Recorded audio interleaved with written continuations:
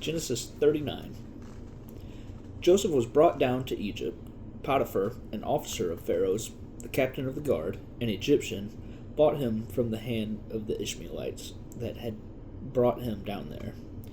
Yahweh was with Joseph, and he was a prosperous man. He was in the house of his master, the Egyptian.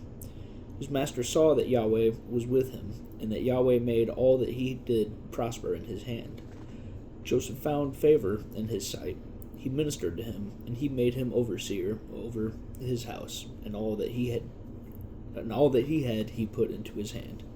It happened from the time that he made him overseer in his house, and over all that he had, that Yahweh blessed the Egyptian's house for Joseph's sake, and the blessing of Yahweh was on all that he had, in the house and in the field. He left all that he had in Joseph's hand. He didn't concern himself with anything, except for the food which he ate. Joseph was well built and handsome. It happened after these things, that his master's wife cast her eyes on Joseph, and she said, "Lie with me." But he refused, and said to his master's wife, "Behold, my master doesn't know what is with me in the house, and he has put all that he has into my hand. He isn't greater in this house than I.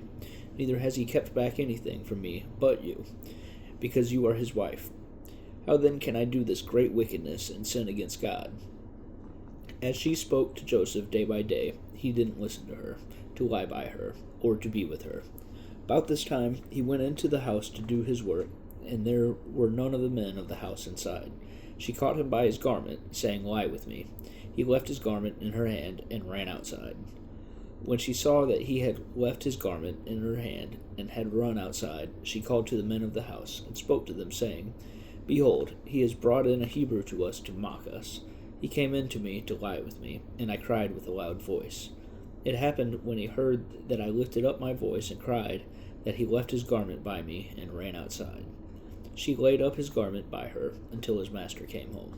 She spoke to him according to these words, saying, "The Hebrew servant whom you have brought to us came in to me to mock me. And it happened, as I lifted up my voice and cried, that he left his garment by me and ran outside." It happened when his master heard the words of his wife, which she spoke to him, saying, "This is what your servant did to me," that his wrath was kindled. Joseph's master took him and put him into the prison, the place where the king's prisoners were bound, and he was there in custody. But Yahweh was with Joseph, and showed kindness to him, and gave him favor in the sight of the keeper of the prison. The keeper of the prison committed to Joseph's hand all the prisoners who were in the prison.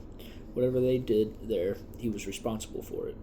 And the keeper of the prison didn't look after anything that was under his hand, because Yahweh was with him. And that which he did, Yahweh made it prosper.